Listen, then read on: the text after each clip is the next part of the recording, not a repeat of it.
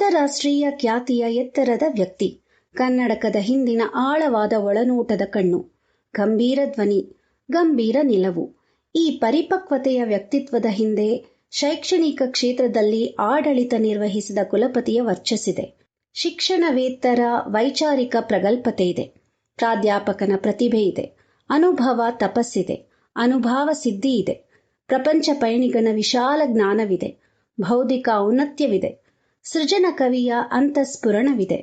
ಯೋಗಿಯ ನಿಷ್ಕಾಮ ಬುದ್ಧಿ ಇದೆ. ಯಾರೀ ವ್ಯಕ್ತಿ ಅಂತೀರಾ?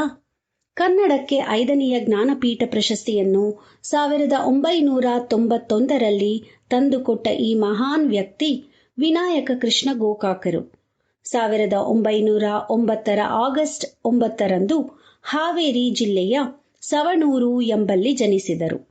ಆಂಗ್ಲ ಭಾಷೆಯಲ್ಲಿ 25ಕ್ಕಿಂತ ಅಧಿಕ ರಚನೆಗಳ ಲೇಖಕರಾದ ಮಾನ್ಯ ಗೋಕಾಕರು 6 ದಶಕಗಳಿಂದ ಕವಿತೆ, ಕಾದಂಬರಿ, ನಾಟಕ, ಯಾತ್ರಾ ವೃತ್ತಾಂತ, ಸೌಂದರ್ಯ ಮೀಮಾಂಸೆ, ಚಿಂತನ ಪರೇತರ ಗದ್ಯ ಕ್ಷೇತ್ರಗಳಲ್ಲಿ ಮಿಂದು ಮೇಲೆದ್ದು ಬಂದಿದ್ದಾರೆಂದು ತಮ್ಮ ಎಲ್ಲಾ ರಚನೆಗಳಲ್ಲಿಯೂ ಸ್ಪಷ್ಟವಾಗುತ್ತದೆ.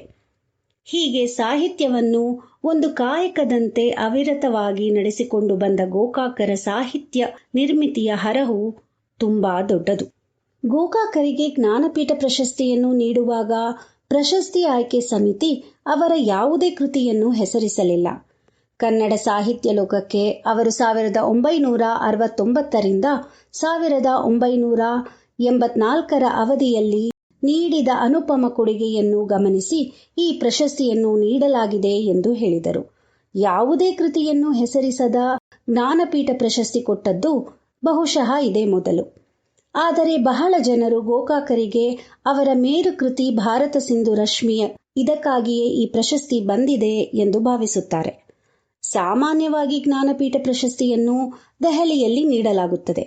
ಆದರೆ ಗೋಕಾಕರಿಗೆ ಪ್ರಶಸ್ತಿಯನ್ನು ನೀಡಲು ಸ್ವತಃ ಈ ದೇಶದ ಅಂದಿನ ಪ್ರಧಾನಮಂತ್ರಿಗಳಾದ ಪಿ.ವಿ. ನರಸಿಂಹರಾವ್ ತಾವೇ ಮುಂಬಯಿಗೆ ಆಗಮಿಸಿದ್ದರು.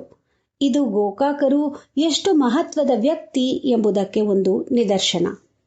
ಭಾರತ ಸಿಂಧು ರಶ್ಮಿ, ಋಗ್ವೇದ ತತ್ವ, ಪೌರಾಣಿಕ ಪ್ರತಿಮಾ ಶಕ್ತಿ, ಆರ್ಯ ದ್ರಾವಿಡ ಮಿಶ್ರ ರಕ್ತದ ರಾಜನ ಮೂಲಕ ಚಾರಿತ್ರಿಕ ಸೂಚನೆ ಇಂತಹ ಎಲ್ಲ ವಿವರಗಳನ್ನು ಆಧುನಿಕ ಮಹಾಕಾವ್ಯವಾಗಿ ಹೊರಹೊಮ್ಮುತ್ತದೆ. ಸಪ್ತಕಿರಣ ಹಾಗೂ ಸಪ್ತಲೋಕಗಳ ಸಂಕೇತಗಳ ಮೂಲಕ ಕಾವ್ಯಚೇತನ ಸಾಮರಸ್ಯಗಳನ್ನು ಅನ್ವಯಿಸಿ ತೋರಿಸುತ್ತದೆ. ಮಹಾಕಾವ್ಯ ರಚನೆಗೆ ಗೋಕಾಕರು ಮಾಡಿಕೊಂಡ ಹಲವು ತಯಾರಿಗಳ ವಿವರಣೆಗಳೂ ಕೂಡ ಕೃತಿಯೊಳಗೆ ಲಭ್ಯವಾಗುತ್ತದೆ. ಗೋಕಾಕರ ನವ್ಯ ಕಾವ್ಯ ಪ್ರಯೋಗಗಳು ಸೇರಿದಂತೆ ಅವರ ಸಾಹಿತ್ಯದಲ್ಲಿ ಕನಿಷ್ಠ 6 ಹಂತಗಳ ಬೆಳವಣಿಗೆಗಳನ್ನಾದರೂ ವಿಮರ್ಶಕರು ಗುರುತಿಸುತ್ತಾರೆ. ಅವರ ಜೀವನ ಯಾತ್ರೆ ಮತ್ತು ಸಾಹಿತ್ಯ ಪಯಣಗಳಿಗೆ ಹತ್ತಿರದ ಸಂಬಂಧವಿದೆ. ಗೋಕಾಕರ ಪುತ್ರ ನಿವೃತ್ತ IAS ಅಧಿಕಾರಿ ಅನಿಲ್ ಗೋಕಾಕರು ಪ್ರಕಟಿಸಿರುವ ಕನ್ನಡದ ವಿಸ್ಮಯ ವಿ.ಕೃ. ಗೋಕಾಕ್ ಗ್ರಂಥ ಅಂತಹ ಸಂಬಂಧಗಳ ಮೇಲೆ ಒಂದು ಒಳನೋಟವನ್ನು ಬೀರುತ್ತದೆ.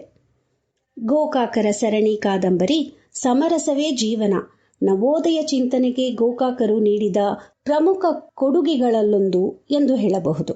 ಆ ಕೃತಿ ಹರಳುಗಟ್ಟಿದ ವಿವರಗಳು ಕೂಡ ಇಲ್ಲಿವೆ.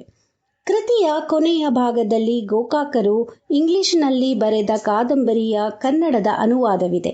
ಲೇಖಕರ ಆತ್ಮಚರಿತ್ರೆಯನ್ನು ನೆನಪಿಸಬಲ್ಲ ಈ ಕಾದಂಬರಿಯ ಭಾಗಗಳ ರಚನೆಯ ಹಿನ್ನೆಲೆ ಹಾಗೂ ಜೀವನ ಚರಿತ್ರೆಯ ಸಾಂದರ್ಭಿಕ ವಿವರಗಳು ಗ್ರಂಥದ ಆಕಾರ ಮೌಲ್ಯವನ್ನು ಹೆಚ್ಚಿಸುತ್ತದೆ.